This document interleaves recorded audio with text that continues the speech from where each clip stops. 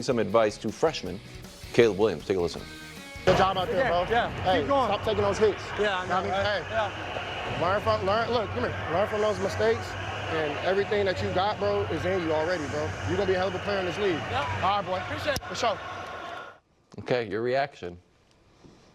I mean, I think Caleb handled it as well as you could have, given the fact he had to be absolutely furious. That is so. They are contemporaries. That is not a big bro, little bro situation. It was, though. That's not. No. First of all, do you know how old Caleb Williams is? He's 23. He turns 24 in a few weeks. Do you know how old C.J. Stroud is? He's 23. He turns 24 in a few weeks. This is Caleb Williams and C.J. Stroud. Do you know how Caleb looks at C.J., I would imagine? He remembers this night when they were colleagues on the dais at the Heisman Trophy ceremony, and Caleb won the award. Like the idea that this guy irrelevant means nothing. I totally disagree means with nothing. you. We ain't in college no more. That's fine. I'm 8 times better than you. Okay. Listen to me. No, but that's not how it works. I'm trying to help you. Okay, no, but Bruce, I'm serious. That's what he should have done. People don't want help from people they are competing with that are their age and generation. If you are going to accept competitive help, everyone knows there has to be a big experience and age gap. Everyone knows this. Yeah, Lamar, Tom Brady. I don't know that. Yes, or Tom Brady, Mahomes. Yeah. Or if this weekend, because Caleb's older than Anthony Richardson. Anthony Richardson also has the same number of career NFL victories as Anthony got technical victories in games he got knocked out in, but he's never left the field a winner. So if the Bears beat the Colts and Caleb grabs Anthony Richardson's like, hey kiddo, keep your head up. Let me give you some drops of wisdom. Man. I'd be furious. Caleb Williams ain't close to C.J. Stroud right now. C.J. Stroud had success last year. Yeah. And I'm gonna give Caleb a little grace because he lost. He didn't have a great game. I'll give him a little grace. C.J. showed huge character and leadership. He was trying to big brother. grabbing him back. Like, dude, listen to me. Like he's trying to help him. One thing I hate is arrogance.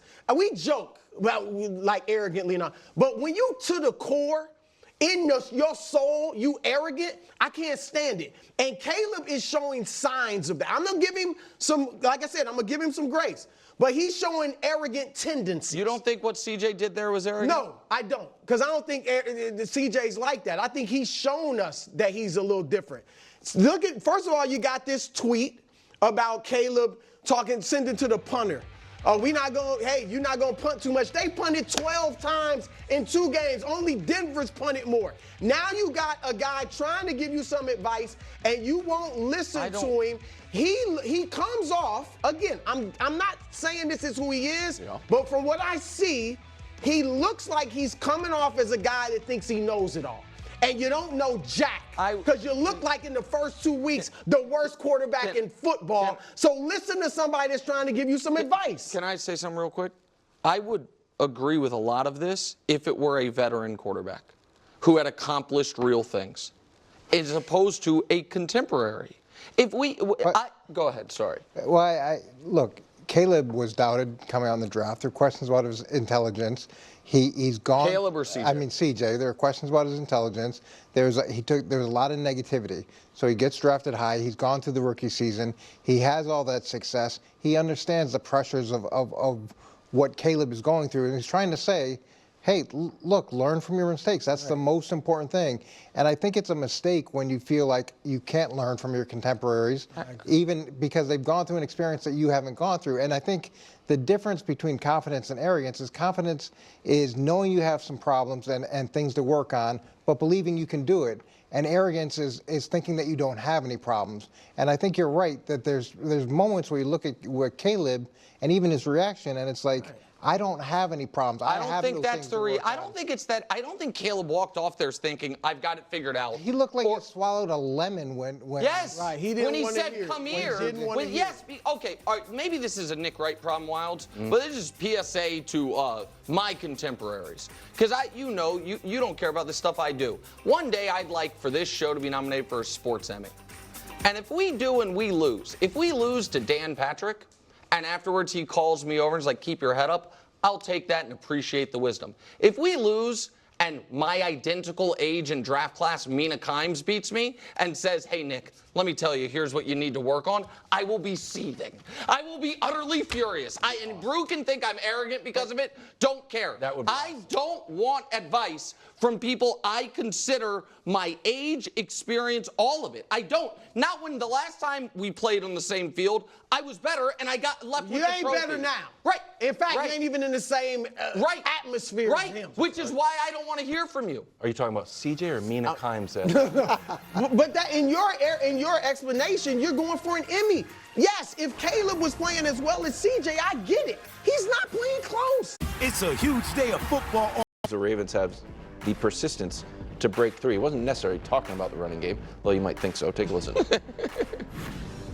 The NFL season is a race to improve, to become the best team that you can over the course of the long haul. And the race is a marathon, and we've got to continue to try to improve as much as we can. We want to play better. We want to play winning football. We didn't do the things we need to do to win.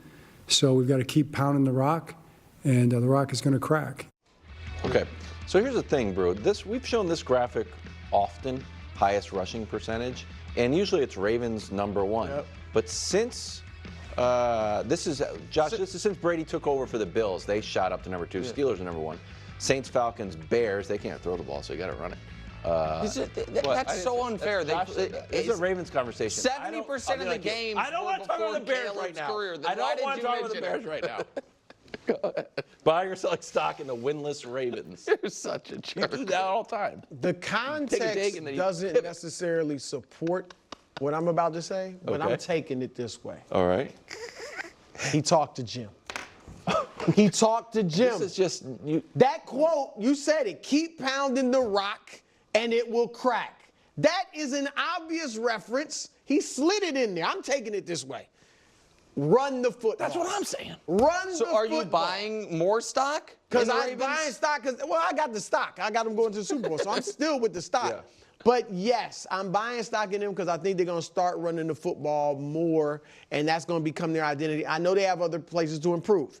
I think they will. They've been too good over the last several years. With Lamar, I mean, we know he's, third all-time in regular season win percentage. He's still there. He's smack dab in the middle of his prime. Mm-hmm. So I just think they're going to get it right. They obviously got to win this weekend, though. But yeah, I don't think it's about running the ball necessarily. There is a famous quote where we talk about pounding the rock, and it's not the first time you strike the rock or the 100th, but eventually the whatever number it is will split the giant rock, and it's used a lot in the football world.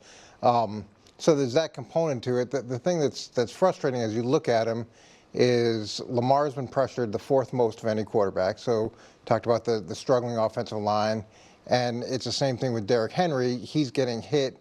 His his contact point of contact hit is I think 2.6 yards, which is one of the worst in the NFL. So that talks to the offensive line as well. And then can we look at the points allowed graphic? We talked about where they were defensively, and historically, that's not good. They've been third, second. There's the hiccup in 2021 with the 19th, third, first, and now they're 28th.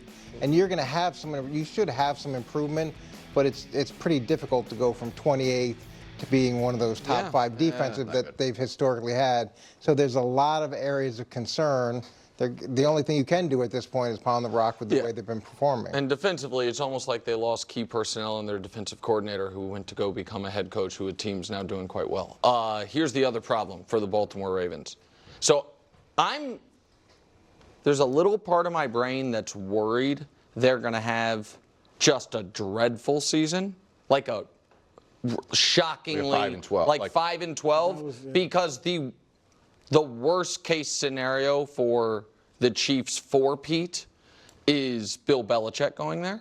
So I don't want a disaster season for them. That's interesting. And it's unfair Baltimore? I'm just breaking news? No. I'm just saying but regardless, here's the reason. Here's the biggest reason to sell stock.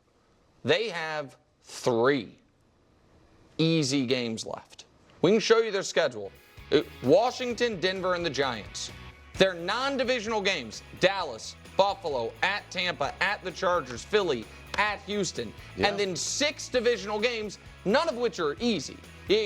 Pittsburgh, we thought would be the easiest. Lamar's